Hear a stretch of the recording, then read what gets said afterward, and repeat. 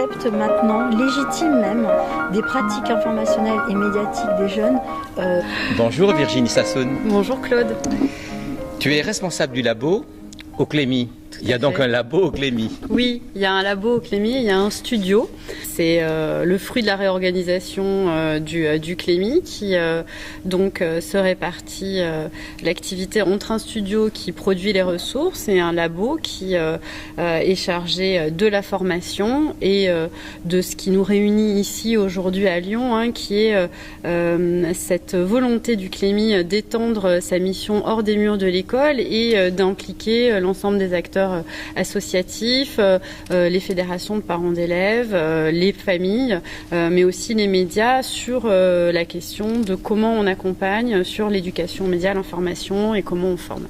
Alors en novembre et décembre dernier, le Clémy a mené une enquête. Tout à fait. Pour faire un état des lieux, des pratiques, des doutes, des interrogations des parents sur le rapport que leurs enfants entretiennent avec les médias et Internet. Mais pourquoi cette enquête ? Alors pourquoi cette enquête ? Dans le cadre d'un groupe de travail qui fait partie du Clémy, sur les pratiques informationnelles des jeunes, est né le projet d'aboutir à un guide qui s'adresserait justement au grand public sur l'éducation média à l'information. Mais pour faire ce guide et pour s'adresser aux familles et ne pas passer à côté de leurs vraies préoccupations, on s'est dit qu'il était essentiel d'aller les rencontrer, ces familles. Alors on n'est pas un institut de sondage ni un institut d'études, donc notre échantillon il n'est pas forcément représentatif de toute la population française, mais en tout cas on a plus de 86 entretiens qui ont été retranscrits aujourd'hui, plus de 2000 questionnaires en ligne avec des verbatims, des témoignages de parents, et vraiment l'objectif c'était de comprendre ce que tu as dit au départ, les préoccupations, les doutes, les représentations et comment nous, Clémy, on pouvait répondre à ça à travers cet objet éditorial qu'est le guide qu'on prépare.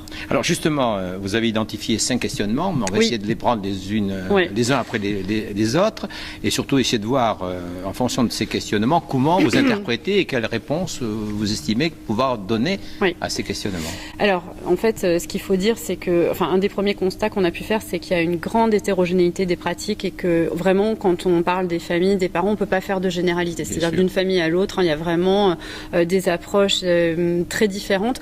En revanche, nous, ce qu'on a constaté, c'est qu'il y avait à peu près 5 axes qui faisaient consensus, en fait, sur tous les parents qu'on a rencontrés. Et ces 5 axes, on va en parler maintenant, c'est à la fois le temps passé devant les écrans. C'est-à-dire que les pratiques numériques, elles ont bouleversé les dynamiques familiales et dans toutes les familles, peu importe qu'on interdise les écrans ou qu'on soit très ouvert à ça, il y a cette question du temps passé devant les écrans qui bouleverse la vie de famille. Il y a aussi la question de l'information, c'est-à-dire comment les enfants, les jeunes s'informent dans un contexte où ils sont surbombardés de différentes sources d'information, où beaucoup de jeunes s'informent, la majorité sur Internet, donc comment faire le tri, comment développer l'esprit critique. Il y a la question des réseaux sociaux qui arrivent de plus en plus tôt, quelle relation en tant que parent, quel positionnement je dois avoir, et cette question des réseaux sociaux, elle est aussi fondamentale. La question du rapport aux images violentes et pornographiques qui arrivent de plus en plus tôt, de plus en plus jeunes, donc ça c'est une vraie préoccupation aussi pour l'ensemble des parents.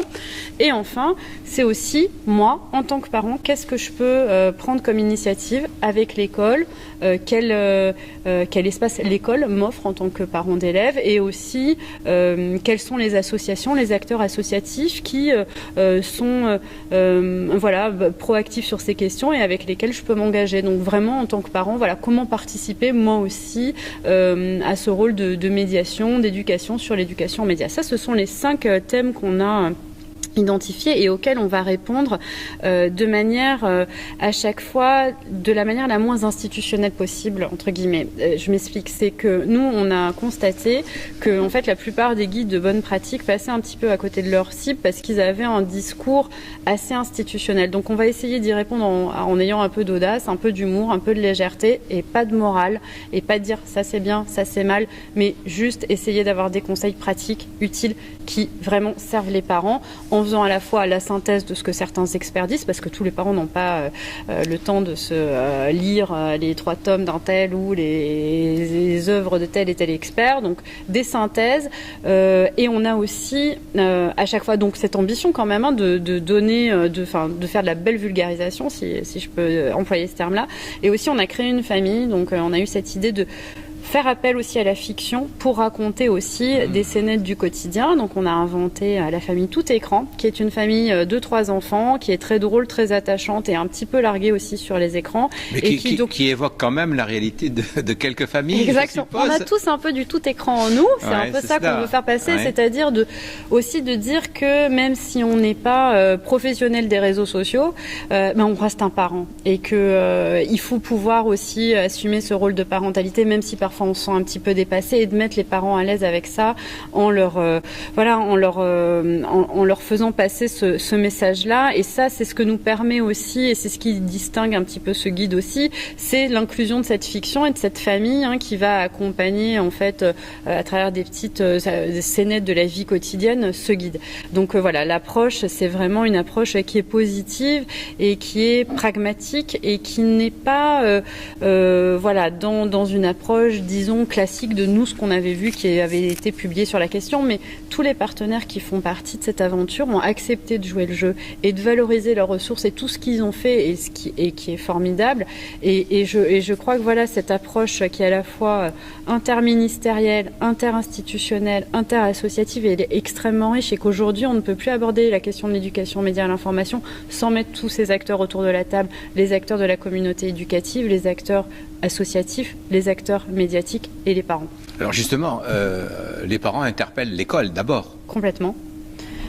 Les parents interpellent l'école, mais on doit pouvoir, justement, à travers cette dernière partie du guide, inspirer les parents et les stimuler et leur dire « mais engagez-vous ». Et contribuer, participer à des cafés parents, à des conférences, soyez force de proposition et ces inquiétudes, parce que il y a du positif et il y a aussi parfois effectivement des inquiétudes légitimes vis-à-vis de l'école. Il faut pouvoir les exprimer, il faut pouvoir aussi les encadrer et trouver des réponses. Donc nous, ce qu'on fait aussi dans cette dernière partie, c'est on relaye tout un tas d'initiatives de parents, d'activités qu'ils ont lancées et qui justement ont vocation à inspirer d'autres parents qui se poseraient éventuellement les mêmes questions pour que ils s'organisent et que en fait on dialogue, parce que c'est ce qui fait aussi parfois défaut, c'est que on dialogue à la fois en ligne et à la fois dans la vraie vie. Alors bon, vous l'avez dit, il y a une multiplicité, très grand nombre de typologies de parents. On peut au moins utiliser celle d'une classification sociologique. Il y a des parents qui hésitent énormément à se retrouver dans l'école, à voir dans l'école un lieu où ils peuvent participer, où ils peuvent apprendre une partie de leur parentalité. Comment on fait vis-à-vis de ces parents ? Après, il n'y a pas de réponse toute faite, je crois, à ces questions-là. Nous, quand on est allé, moi je suis allée dans des centres sociaux où même il ne faut pas aussi se raconter d'histoire. La question de l'éducation aux médias et à l'information, elle n'est pas prioritaire pour les parents qui sont extrêmement défavorisés. Donc face à ces parents-là qui se sentent pas légitimes dans l'école, pour qui la priorité, c'est avant peut-être d'avoir un toit, d'avoir de quoi manger, d'être aussi dans une vie avec des difficultés extrêmement difficiles, la question de l'éducation média et l'information, elle arrive loin, loin derrière. Donc nous, à travers ce guide, ce qu'on veut, et c'est notre ambition, et une ambition qu'on va essayer de concrétiser à travers un circuit de diffusion le plus large possible, à travers les bibliothèques, on va sillonner la France pour essayer d'être au plus proche des gens et et c'est pour ça aussi qu'on a choisi ce ton non institutionnel. Et vraiment, il ne faut pas qu'il y ait un mot clivant ou à un moment dans un article ou qu'il y ait quelqu'un qui dise en fait ce guide ne s'adresse pas à moi, même si comme je te le disais, l'idée c'est pas non plus de faire un nivellement par le bas et de s'interdire de mettre à disposition de tous les apports des experts, mais c'est cette approche d'ouverture et je pense que c'est vraiment aussi à nous et notre responsabilité collective et tous les partenaires de ce guide d'aller vers ces parents-là. parce que eux ne viendront pas vers nous et ils ont d'autres choses à gérer aussi. Et c'est de créer ces espaces aussi de dialogue, d'échange, d'interaction avec l'école. Alors, je ne vais pas reprendre l'ensemble des résultats de cette enquête, puisque tu as fait une synthèse des 5 problématiques que vous avez soulevées. Il y en a un, moi, qui m'a intéressé. 85% d'entre eux demandent une sensibilisation au danger d'Internet. Est-ce que ce regard noir que l'on peut avoir sur l'Internet, sur le numérique noir, est-ce que c'est quelque chose, est-ce que c'est pas un combat aussi que doit mener le CLEMI pour faire en sorte que, même si c'est un pharmacon, comme le décrit Bernard Stiegler, il y a quand même on peut avoir de l'espoir, des éléments positifs qui peuvent faire en sorte que il y a un intérêt quand même à s'intéresser au numérique et donc aux médias. Oui, alors je pense que c'est toujours le problème des chiffres, c'est la manière dont on les interprète et je pense qu'il y a une attente énorme à cet endroit-là parce que les parents et nous en tant qu'adultes, je pense que parfois on n'est pas tout à fait tout le temps conscient et formé sur tous les dangers d'Internet. Et du coup, il y a une forte attente des parents que les organismes publics prennent en charge ça parce que effectivement, on n'est pas tous armés de la même manière. Et de même qu'il y a un chiffre que moi je trouve extrêmement fort, c'est 78% des parents qu'on a interrogés qui déclarent attendre des cours d'éducation aux médias en classe.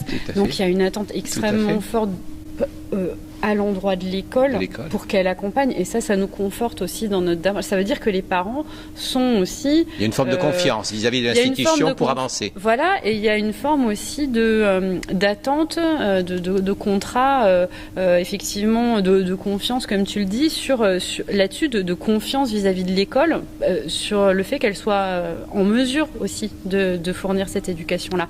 Et pour nous, ça pose aussi la question de la formation des enseignants au CLEMI, et de tous les défis aussi qu'elle pose cette formation, à la fois en termes de moyens et d'enjeux, de contenu, et d'adapter cette formation et d'accompagner aussi les enseignants pour qu'ils soient en mesure de répondre à cette formation, à la fois qu'ils soient formés eux-mêmes et qu'on trouve des espaces de temps, et on en parlait à la table ronde ce matin, dans quel temps on fait l'éducation aux médias, c'est une vraie question.